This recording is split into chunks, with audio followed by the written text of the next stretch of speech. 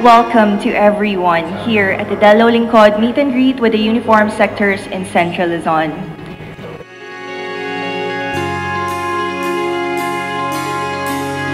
Maraming pong salamat sa mainit na pagtanggap sa amin sa Commission on Human Rights.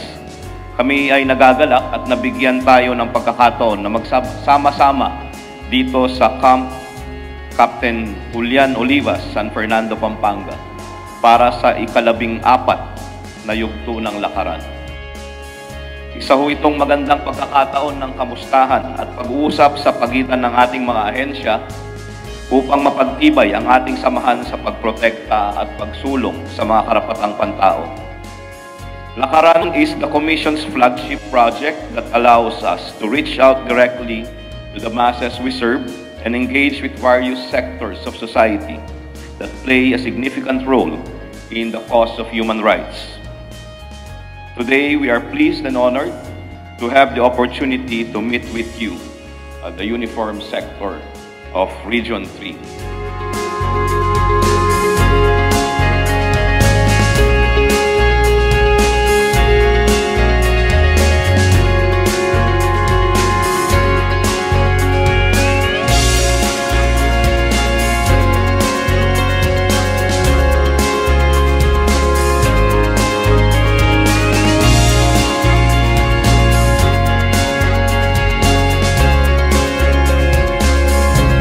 Sa ating mga partners mula sa iba't ibang ahensya at higit sa lahat sa ating mga kababayan na patuloy na nakikiisa sa ating adikain ukol sa pagsulong ng karapatang pantao sa lahat ng sektor at sa lahat ng antas ng lipunan.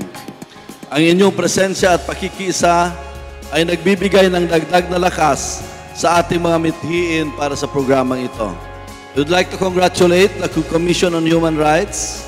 And of course, gusto ko magpasalamat na nakasama nila kami dito sa programang ito sa paglulunsad ng kakampi, meet and promotion o Lakaran, Lakbay Karapatan Tungo sa Kamalayan, the CHR Human Rights Education and Promotion Caravan. Or to our fellow human rights advocates of Central Luzon, maligayang pagdating po sa aming lalawigan, sa ating malayang lalawigan. Maraming salamat po sa pagkakataong maisagawa natin o sa ating lalawigan ang ating kakampi meet, Center for Human Rights Education and Human Rights Action Center Summit. Sa panahong ito, humaharap tayo sa iba't ibang krisis sa karapatang pantao, lalong higit na mahalagang isabuhay natin ang diwa ng Universal Declaration of Human Rights. All human beings are born free and equal in dignity and rights. Kaya naman saludo po tayo sa Commission on Human Rights sa pagsulong ng kamalayan at pagkakaunawaan sa ating mamayan upang mapalaya sa pang-aabuso ang mga nakararanas ng pagtahak sa kanilang karapatang pantao.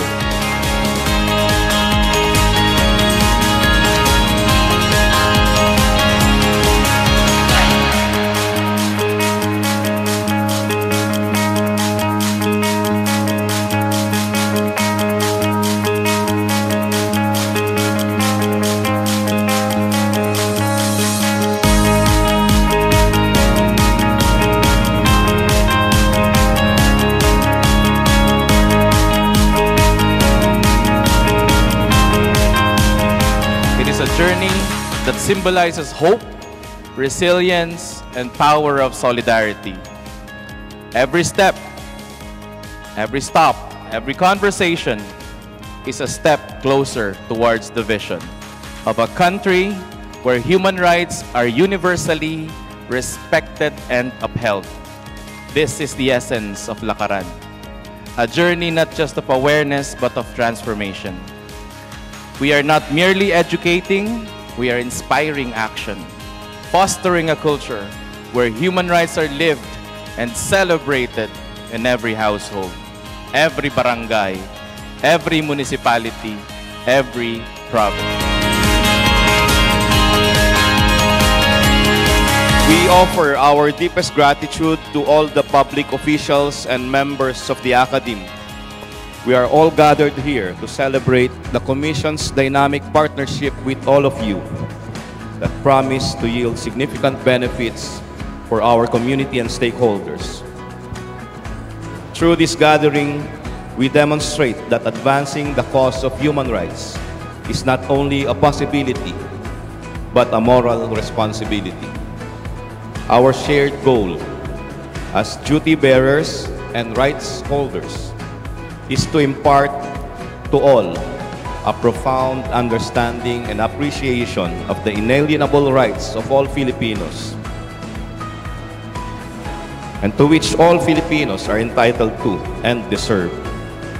As valued partners in advancing the cause of human rights, let us nurture our solidarity and collaboration in fulfilling a shared vision that one day soon, the aspiration for a life of dignity would be a living reality for all Filipinos across all demographics, across all sectors, here and beyond.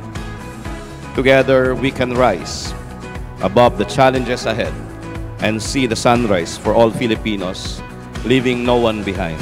Maraming salamat po at magandang hapon sa atin.